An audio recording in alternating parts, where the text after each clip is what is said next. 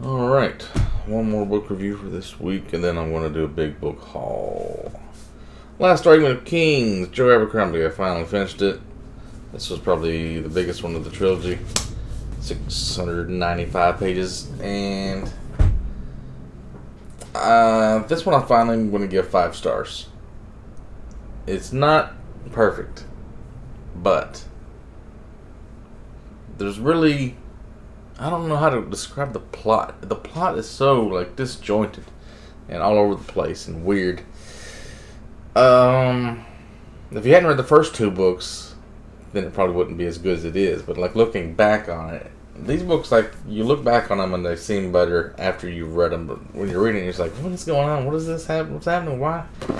It's like, it starts out, the first 100 or 200 pages is just extra ending of the second book. I feel like it's still wrapping up, unnecessarily making the ending of the first book longer, and they're just saying what happens after everybody gets back from being out at the war to the north and going on the trip to the farthest reaches of the world in the west, and they all come back. And then he kind of does this cop-out thing where a lot of the weird mysteries of the first 2 books, you're trying to figure out who's doing what and what's happening.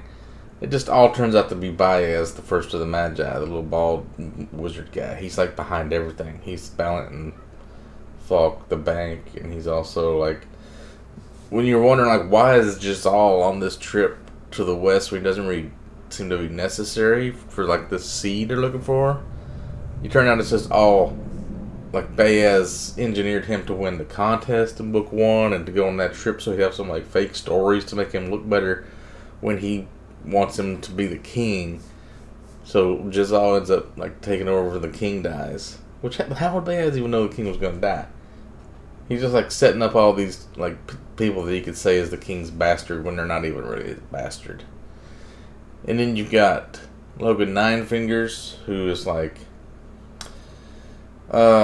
he kills his friend for some reason. I mean, it's you kind of realize what's happening when he goes enraged and becomes the Bloody Nine and loses control of himself. It's when he gets blood in his mouth, I think that's what happens. When he tastes blood, then he switches over and he has this multiple personality.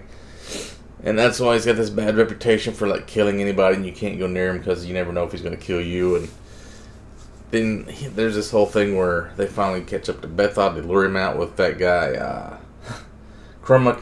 if he'll fail. I think his last name was supposed to be Fail because he's he's a person who loses a lot or something, because he's got those kids and they all have their dragging their big ass weapons around. And he was a pretty good character though. That was funny.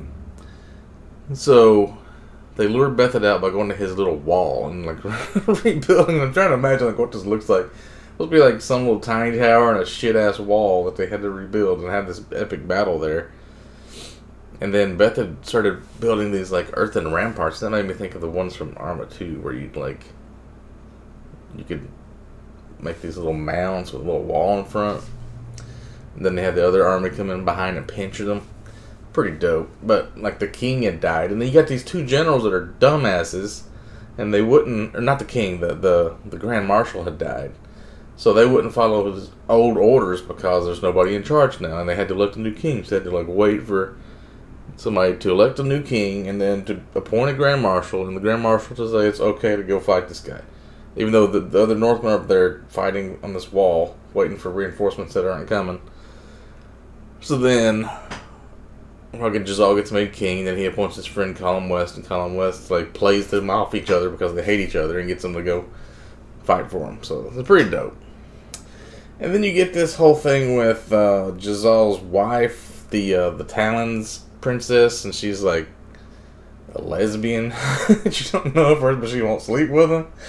And then you start rooting for him to rape her, but he doesn't because he's a nice guy. But if this was Game of Thrones, she'd have been raped. She'd been raped longer. She's her father, the Duke, had promised her hand in marriage, and they paid him all this money, and she's supposed to be there just to give him the king heirs, but she won't even sleep with him. And then she got this chambermaid that's with her all the time. That's her lesbian lover, and Glocta has to take her and put her in chains and shit.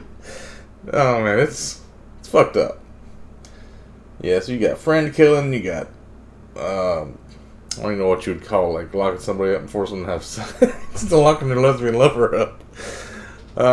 And then you got the eaters, the 100 words. Those crazy eaters from the east. The south finally attacks Adua, and like there's this whole massive battle for like most of the book. Just massive battle after massive battle. And Baez finally gets the seed that was there the whole time in the city. And Pharaoh finds it in the Tower of the Maker. And he just pretty much goes crazy and summons a giant, like, radioactive tornado or something. Everybody starts getting cancer and their teeth and hair start falling out. Like, even the friendlies, he just kills, like, a ton of people for, no, like... I thought he was going to do, like, a big flame wave and just, like, burn them all or something, or just pop them all with his explosion magic that he does, but... No, he went with a radioactive tornado or something. I don't know. They're made of dust, some of them. It's like, it doesn't really explain, like, what they are, the eaters. Like, can anybody just eat the flesh of man and get all these superpowers? Like, it doesn't really explain it. There's also Archlector Salt had this kind of group that were secretly in the library or whatever with all the guy that's like a demonologist, and they're like trying to summon demons to like take over, and like he didn't like the king, and he was wanting to like I don't know if it was like to fight the 100 words guys or the eaters or what, but they were like they almost summoned some demons, but then you don't get to really see what the demons look like. So there's like still a lot of questions you have. Like, and I thought that Practical Vitari with the red hair, she was like an eater in book 1. I thought her and that other guy showed up, and then they said there was a body left in some bushes, so I thought they ate him. But then it said it was somebody else, I think. And then you got Artie ends up fucking Jazal a bunch, and then he becomes king, and then he can't sleep with her anymore, but he gets her pregnant, so then Glocta has to marry her. And then he's like shitting himself in the bed, and like she's like okay with it, and she's like cleaning his sheets, and she's getting drunk all the time. It's just like weird, dude. But like this book keeps you entertained. There's so much weird shit happening. I mean, and then you end up Logan just jumps in a river at the end because it's like everybody betrayed, killed half his friends. Dogman is still alive. Black Dow attacks him with these 2 guys he left in the north, and he just jumps out the castle into the river, and it ends like that. And so I don't know who shows up in the other 3 standalones, but I think some of the characters are like they reappear. Yeah, Casca, that guy that like he keeps throwing these knives at people to show how good he is, and he keeps missing by like a whole like stride or whatever, like a step away. And then he finally needs to hit who was it he fucking stabbed with that knife?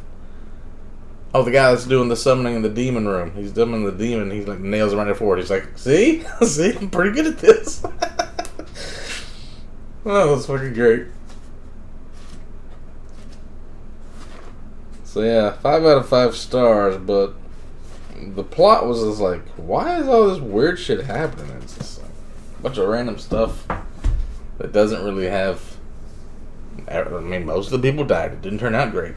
But I guess that's what grimdark is. But like, it's not as dark as Game of Thrones. See, if there'd been more raping.